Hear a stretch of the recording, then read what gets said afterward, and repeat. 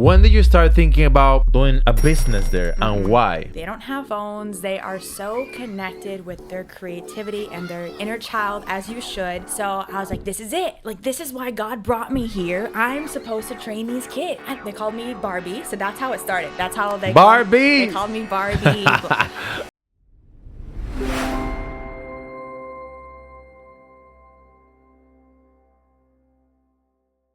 Bienvenidos al Fitness Revolution Podcast con su amigo Julián Diasa.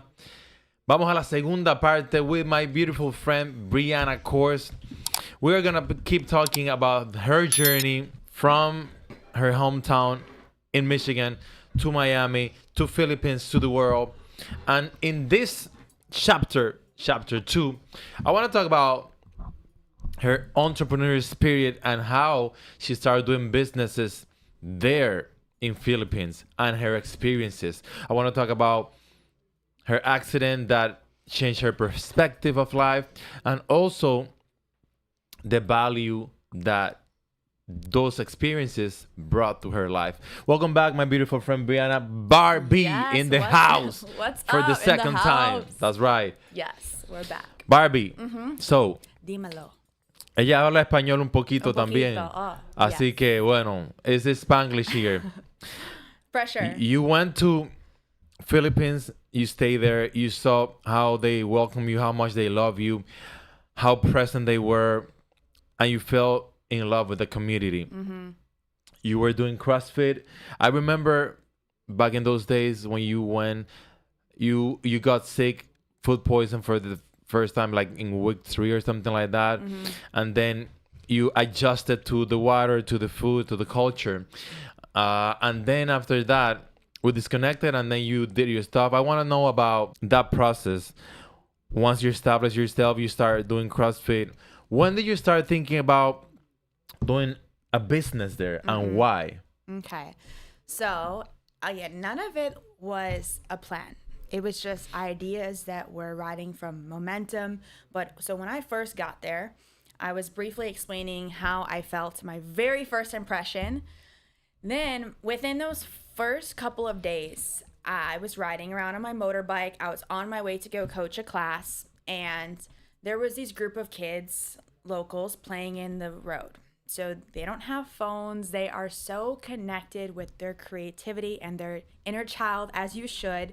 Unfortunately, here in America, I realize how much phones and things are just whatever. It's very different. So they were playing a game. I forgot the name of it. But you stack up they use their flip-flops because they have nothing there. So they're so creative with It's very the resource. similar to Latin America, It's actually. so similar. Very similar. That's why when I moved from Miami to Philippines, I felt that it was so similar. I was able to connect so deeply. It just felt the same. You know what I mean? And I was like, this is weird. Disculpa por la interrupción, pero tengo un mensaje muy importante que decirte. Imagínate que puedes revertir tu edad biológica. Imagínate que puedes sentirte con la energía, la juventud, el líbido que tenías hace 10 o 15 años. Para de imaginar porque esto hoy es una realidad. En Connections lo que hacemos es que utilizamos la ciencia como herramienta y ni siquiera tienes que salir. Te enviamos en tu casa kits e inclusive una enfermera que te saca la sangre para tener sangre, excreta, saliva, orín, DNA, RNA, etcétera, hasta 10,000 puntos de data, y con esa data y mi equipo multidisciplinario hacemos unos protocolos ortomoleculares bioregenerativos de antienvejecimiento basados en data que te garantizo que te van a revertir la edad biológica, te van a dar esa energía y ese líbido de hace 10 a 15 años. Es una promesa de un hombre que tiene más de 15 años de experiencia en esto y está comprometido con la excelencia para ti. Ahora, si quieres convertirte en tu mejor versión, te recomiendo que agendes una llamada conmigo en la descripción del video. Ahora volvemos al podcast. Anyways, so there was those local kids. They were playing the flip-flop game. They stack up their flip-flops and they just try to throw at it. And I was like, wow, this is just... And they run. Yeah, and it's just so beautiful. So then their other game they were playing was kickball. So the first day I passed them, they're playing the flip-flop game, and I drive by my motorbike, and they're like, hi, and I'm like, hi, and it's just like this exchange of love. I can't explain it. And I had this feeling that I felt like I was supposed to connect with them. Right. So on my next day that I see them, same time they're there, I decided to stop. I had enough time. I stopped, I parked my motorbike, and they let me play with them. So I'm playing kickball in the street, no That's shoes, super cool. with them. They're like in their pajamas and whatever. And it was a beautiful experience. And at the time, I specialized in training kids back here in Miami. So I was like, this is it. Like, this is why God brought me here. I'm supposed to train these kids. Like, I know. Train as if like coach them. coaching physical training. Yes. Okay, cool. For sports. And then I also was like, I can educate them in other things that I saw obviously a lack of opportunity and resources there. So I was like, maybe this is it. I didn't know if it was a school. I didn't know what it was. But my first initial thing was, okay, maybe I can get them into the gym, the CrossFit gym, and I can sponsor their memberships. So what I did was I started a GoFundMe because I'm still 2 weeks in the Philippines. I still have a lot of connections in Miami. So people who were I think here, you post something like that. I remember. Yes. people were willing to donate to a GoFundMe. So within a week, I raised about $1,500 for them. So I start buying them things. And they told me, they called me Barbie. So that's how it started. That's how Barbie! They called me Barbie. So they say ate, which means sister. So they're like, ate Barbie. I want a skateboard. I want this. So I got money to get them. I raised money to get them skateboard. But I started buying them these things. And it became very unfulfilling because they would say, I would start to see them. And they would say, Ate Barbie, where's my skateboard? Where's my shoes? I want this. I want that. Because they don't know any better, but they thought that I had money, that I just could buy them things. And I felt taken advantage of was, but I could have handled the situation differently. Anyways, what it went into was me started selling ice cream. It's a long story how it happened, but I really wanted a way to connect even deeper with the culture. And I knew with me selling ice cream, I could donate the proceeds to the kids, and I wanted to make an impact and show people what it's like to work hard and be humble. Why you decided to open an ice cream shop in the island? Well, so where I was staying, I had these really close friends who live in what's called a homestay. So a homestay is like a type of accommodation in the Philippines, and we could stay there long term. So they were renting it for a month, and they're just kind of little tiny cottages side by side, and there's a community area where you can cook and hang out, and it's very local style, meaning there's karaoke. That's a big part of their culture, that everybody will go and like sit with their groups and sing and just hang out. They drink after work. All the construction workers are there who are like building around, and the local families. So this was when I was also really starting to get integrated in the culture with all of my local friends. We would hang out there. Well, where I was staying, there was a very famous bridge where everybody would go and watch the sunset and go skate. You could even jump off the bridge, and there was maybe 4 vendors. One of them was selling coffee, and she was a good friend of mine who was staying at this homestay. And it's a long story, but I had an idea to like put a cart and sell ice cream, but I thought I had to buy a cart and put all this money into it, and I wasn't sure if it was gonna work, if I wanted to do it. And they all my friends there who lived there said, you know what, why don't you just put a table? I'm like, how am I going to get the table there? I don't know. And my friend who has the coffee cart said I could put my styrofoam box of ice cream cooler and my table on her cart, and she would help me. And I remember setting up a table the night before and doing the costing, like practicing, and all of my local friends there were supporting me. They were trying it. They were buying. They were my first customers. Within the first week that I sold ice cream on this bridge, like as a street vendor, everyone in that island who knew me, because it's a very, very small island, they all came and bought at least once. They're like, we heard you started a business. Congratulations on your business. That's nice. And we want to support you. And then I said, wait, business? Like, I'm just selling ice cream as a street vendor. I used to sell lemonade as a kid. I used to knock on my neighbor's door. You want to buy lemonade? Like, I was always hustling. Always. Anyways, like, I didn't think it was a business. And I saw how much support I was getting in a way too, where I felt like people were watching me, in a sense of I was inspiring people. I used to coach on the island, and then I would run. So I used to do a run every day, and I would see the same people because they're kind of in their same, and then here I am selling ice cream at night. So the amount of things I was doing in a day that were very, I felt like it was inspiring, and people were watching, and I could be a good influence to some, they haven't really seen that before. So yeah, that's how the ice cream started. And eventually people would come up and buy my ice cream and record me. and it started getting viral on social media. Oh. So people were like, why don't you start posting yourself? So I said, okay. I started with TikTok, and then I came to realize I was doing YouTube, and Facebook is really big in Asia. So I remember I posted my first video on there, viral, and I start posting more, and they're going viral. Eventually I go on national television. Oh, wow. And I was connected with a lot of people, and it was insane that people were putting me on their itinerary of coming to get a picture with me and buy my ice cream in Siargao. While they go into the island. Yes. So you became like an attraction. It's basically weird to say, and I used to hate saying it out loud, but it's basically true. And to an extent where they said they would find out about Siargao because of me. So through my videos, I was like promoting the island, and it was great because I was able to provide a lot of opportunity for other locals. Absolutely. And if they were coming to buy ice cream, they're gonna stop at all the vendors first to buy food, to buy the transportation. They're taking the tricycles. So it was great to see that, you know, I could make a difference in that way as well. And yeah, so I did so well that I ended up opening a permanent ice cream shop that is still there right now. So you're providing jobs, you're providing bread to some Filipinos families, and also showing what's possible. Right. So that's great.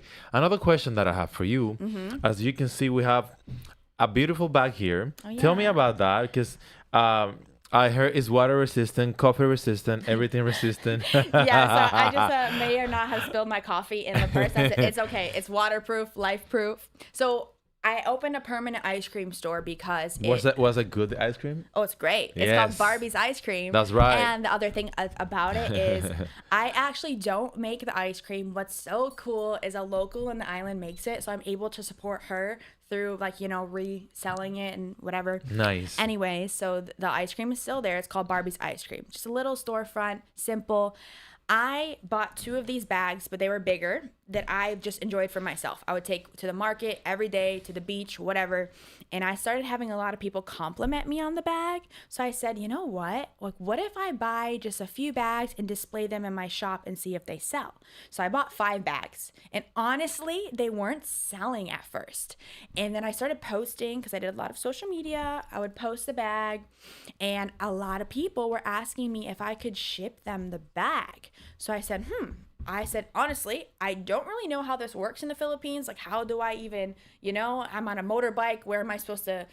Anyways, I contacted one of the local, think about like Amazon, for example, similar but different, one of the drivers. And I said, hey, would you like to make some extra money if I give you, you know, some tips? Could you just pick up this bag and or tell me how I can ship it? And they said, no problem. So till this day, the same driver now for 2 years would come, he'd pick up the bag if I have an order. Nice. I send him the address. It's all, I accept the orders all through just messages. So I'm like filtering through inquiries, handle it that way. He comes, I'm able to tip him really well. If any of our team members sell a bag in the store, I give them a really nice bonus.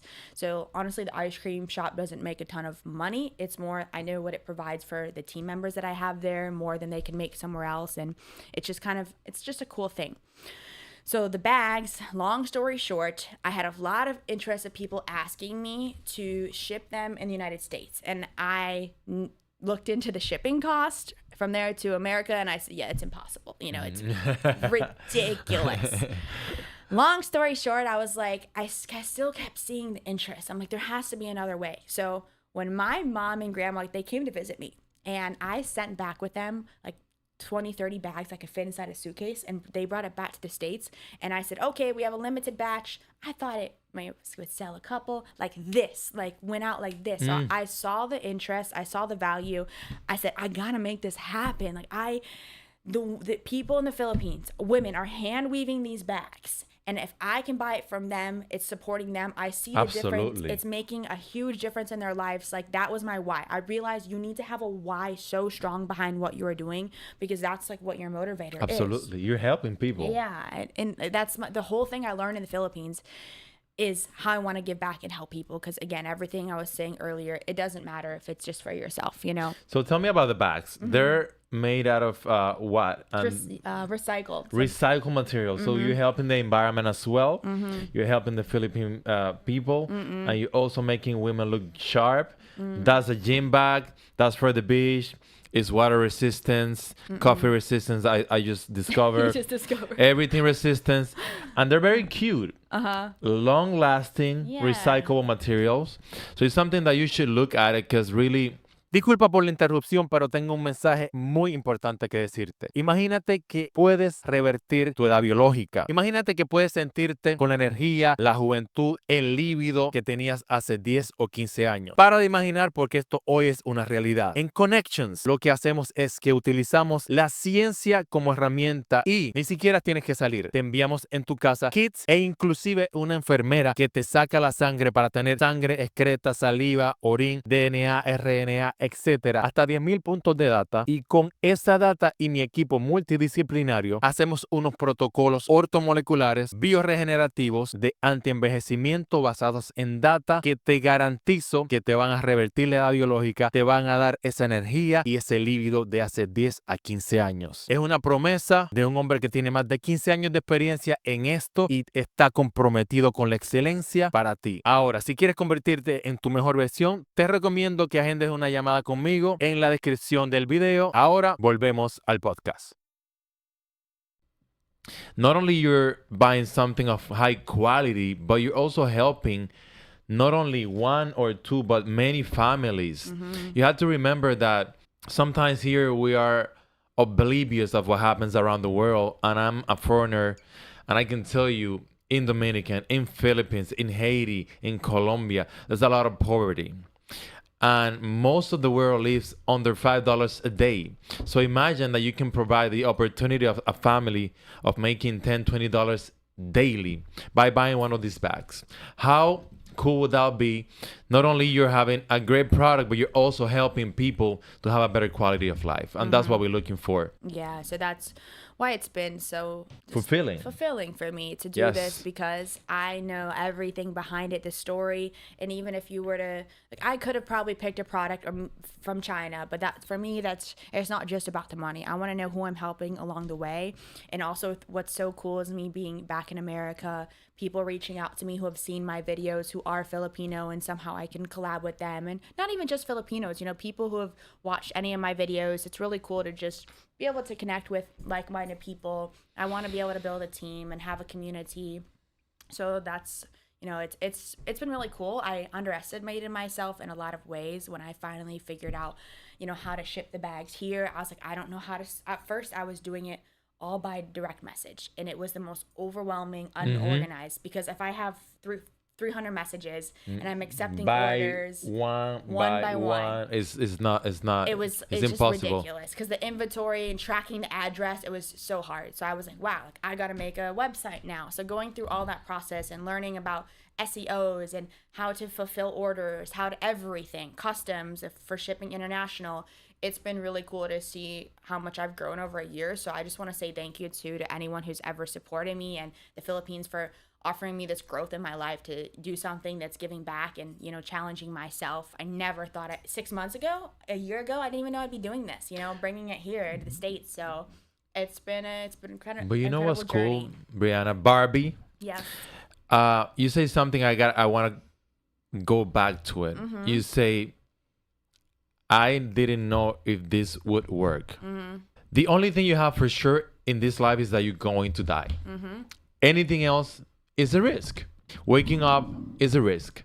Working out is a risk. Not working out is a risk. Everything is a risk. And I want to send a message to young entrepreneur. Don't be afraid of failure, because failures are only reps. We go to the gym, we do legs, we go to failure so we can become better at doing legs. You go in a baseball drill, you hit the ball 100 times, so you fail in the practice less than you fail in the game. So failure is part of the process. I don't know when we start being afraid of failure. That is the limiting factor that is not allowing you to grow to the potential you are meant to grow. She says, I didn't know if this would work, but she still did it. And it did work. You see, if you allow fear to paralyze you, then you will never do anything. Personal life, business life, or else. So fear is something that you gotta eradicate in life. If you ask me if I have any fears, I do have fears, but I don't let them take over me. Right. I have one fear is snakes, but I'm not gonna go any wear clothes as snake, so that doesn't affect me. Gotcha. Besides that, I don't care what it is. You can do it. Because it's Exactly. hard in the beginning. What happened in business, I have a couple of businesses. Thanks God, I've been successful. But in the beginning, you don't know what you're doing. You need to figure it out. You need to fulfill the customer orders or desires. You need to identify your avatar. You need to start making funnels. You need to start doing marketing. And you become an entrepreneur that does everything. With time, you start delegating and hiring people to help you, and then you start growing and things become easier. But if you are afraid to start, you're not gonna achieve anything, and then you're not gonna learn anything on the way. Right. And that's what you did. You learn, you fail, you learn, you understood, you grew. Right. So that's the process, and I'm very proud of you. Thank you. Well, I think people really want. Disculpa por la interrupción, pero tengo un mensaje muy importante que decirte. Imagínate que puedes revertir tu edad biológica. Imagínate que puedes sentirte con la energía, la juventud, el líbido que tenías hace 10 o 15 años. Para de imaginar porque esto hoy es una realidad. En Connections, lo que hacemos es que utilizamos la ciencia como herramienta y ni siquiera tienes que salir. Te enviamos en tu casa kits e inclusive una enfermera que te saca la sangre para tener sangre, excreta, saliva, orín, DNA, RNA, etcétera, hasta 10,000 puntos de data, y con esa data y mi equipo multidisciplinario hacemos unos protocolos ortomoleculares bioregenerativos de antienvejecimiento basados en data que te garantizo que te van a revertir la edad biológica, te van a dar esa energía y ese líbido de hace 10 a 15 años. Es una promesa de un hombre que tiene más de 15 años de experiencia en esto y está comprometido con la excelencia para ti. Ahora, si quieres convertirte en tu mejor versión, te recomiendo que agendes una llamada conmigo en la descripción del video. Ahora volvemos al podcast. The fast and easy way. And there's none. And there's none, and I feel like it's cliche to say, but honestly, the person that you become along the journey is what is important. When I went to the Philippines, I said I thought I was gonna supposed to train local kids. I'm not even doing anything close to that right now, but it's still somehow tying back to that, you know. And if I would have never tried to coach them, I would have not or do that GoFundMe. I would have never realized that wasn't gonna work. That's not what I'm supposed to do. I was, you know, I've done so many things in my life that either did really well, but after some point, I just felt like that wasn't what I needed to be doing anymore. So your journey is going to change. If you're so fixated on one thing and keep doing one thing, like, you have to be open to whatever it is that you're going to learn, and you'll get an idea from things when you're actually doing what's aligned for you. When you're listening to things that you enjoy, the things that you like, that's when you're going to be able to get creative. But I realize people here, they don't get creative. They are stuck in their routine of doing the same things, you know, every day. So they get so comfortable with that routine that they're scared of what could be different. And for me, I'm just so scared of staying in that same place. That is honestly one of the only fears I can think of off the top of my head, because I love to face my fears, because why not? Life is so short and it is not guaranteed tomorrow. So if you have, Absolutely. you know, I just don't understand why, if you're unfulfilled or unhappy with what you're doing right now, you have nothing to lose. So why not go and try something that you feel like, okay, why not? You can literally always go back, you know, but having that regret and just wasting life is, you know, we're only getting older and we don't have more time, you know. Time is precious, and the, like you mentioned, the only thing that we actually have is time. That's why I'm so jealous, and you should be as well, on how you allocate that time, who you're giving that time to. I see so many young people wasting so much time and energy in stupidity, on partying, on friends that are not going to elevate them. Have you heard this thing that they say you become the 5 people you hang out with the most? Yeah. Right? Right. That's so true, because your neuroneurons imitate your environment. So if you are around people that are losers, heavy drinkers, drug users, believe it or not, you will be the next. In the contrary, if you hang out with people that are successful, not only when I say successful, I'm meaning overall success, because there's a lot of people that are millionaires and they are completely emotional disconnected. They have no friendships, they have no relationships. The only thing that they have is money. You don't want to be that like that. Right. You want to be a complete human being. Find people that are where you want to be, and emulate them, Right. imitate them, reach out. You'll be surprised, Briana. You'll be yes. surprised Yes. how much people are willing to help you when you're asking for advice and genuine advice. Not for money. No, I want to do this because I want to make a bunch of money. Right. No, I want to learn. Right. How can I help you? What can I provide for you in order for you to tell me a few things that I can improve my life and my business? Right. Mentors love to hear that. Exactly. Because they don't feel taken advantage of. Exactly. Well, and a couple of things I want to say from what you were saying. Yes. I remember earlier you made the comment about, well, you were just saying now about finding your people. The thing is, I realize a lot of people have not spent enough time alone with themselves. And They're that's afraid of it. Very afraid. Actually. Because loneliness, it's not fun. It isn't. But you have to sit there alone to have time with yourself or to... So I need to say, Okay. you need to get out of your comfort zone. And I know it's cliche and everybody say that, but Right. when you're with your friends hanging out drinking, you're in your comfort zone, you're not gonna achieve anything. You gotta be by yourself thinking, why am I doing with my life? Why do I feel like shit today? Right. And what is it that I need to do to change it? Right. Most people will never do that. Most people don't go to the gym because they don't want to feel the pain of the day after. Most people don't want to have that conversation with their spouse or their special person because they don't want to feel uncomfortable. Right. They want to live comfortable in the Exactly. AC without going out, taking the heat. And you will never achieve anything under those circumstances. Right. I gotta say that out of my No chest. worries. Keep going. It's like if you don't spend enough time with yourself or you're always distracted. A lot of people rely on another person to make them happy. Absolutely. So, especially in relationships. I find so many people jump relationship to relationship. And I can say, like, not proudly, but I'm 25 and I've barely really had any serious relationship because I really value the person I'm going to be able to spend the rest of my life with or who I value my time with.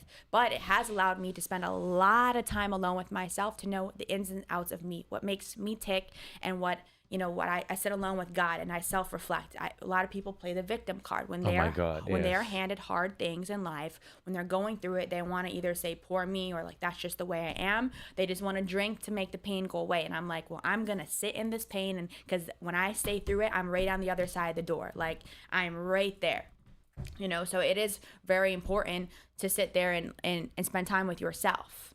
But I will not lie, when I was doing the most success in my businesses in Siargao in the Philippines, and I was thriving on social media. I was hitting 1 million followers. It looked on paper that I was living this perfect dream, but I was the most unhappiest and unhealthiest in my life because I was pushing myself beyond limits, and those are the time I wasn't making time for other people, and when I was giving back the least. Like I wasn't giving my time to friends or to people who deserved it, because I was so focused on like I have to do this for me, like me. No, like if I'm not making time for other people and other things, like that's I learned that a lot. So that's something I just want to share, because you have to make time for other people and things, because life is too short. Sometimes we get caught in this balance of just completely working our lives away or going out and have fun. So you can find that balance, what works for you, but you do have to be present and pay attention to what you feel like your purpose is for each day, and that can change. But wake up with a purpose today of like, okay, what is it that I want to feel and get done today, this week, instead of just going through the motions of life, because really every day has the potential to be the best day ever. And it's usually the simple things. It's not the big trip. It's just simple moments that we cherish with our loved ones or that we achieve in our goals, that we forget to celebrate those small wins along the way. Because one day you will wake up being 75 years of age and say, shit, what happens? When did I became this old? I can't believe it. I didn't enjoy my life. I was not fulfilled. When this happens, and I don't want you to be that old crampy man or woman that can't reverse time, but now you have the time to change. Now you have the time to be happy. Now you have the time to be a loving human being towards others. Don't being selfish, being somebody that cherish time with others that are like-minded and that want to grow with you. And when I say grow, I'm not talking about money. You can grow spiritually with somebody. You can grow with a different personally, financially. That's why it's so important to build a community of people that think alike and have love to give and are not selfish. Last message to your audience. My beautiful Barbie, say hi to the people in Philippines for me. What up, Philippines? But it's never too late. I'm only 25, but the amount of lives that I have lived and things I have changed, you can always change your mind. Don't be guilty if you feel like whatever is working for you then is not anymore. You want to try something new. You will never be surprised about the opportunities that can come, things you can continue to learn, whether that's a physical skill or something even just emotionally. Like maybe you were once this type of person, and don't say that's just who I am. You can be open to change, and you have to work on yourself. You have to reflect and be aligned to what is right for you, but you can put your mind to seriously anything if you want it bad enough. That's right. That was the Fitness Revolution podcast here with my beautiful friend Briana Barbie. Bye. Peace. It was a pleasure for you to be here, me Briana. too. Thank you. Take care, guys. Ciao. Ciao, ciao.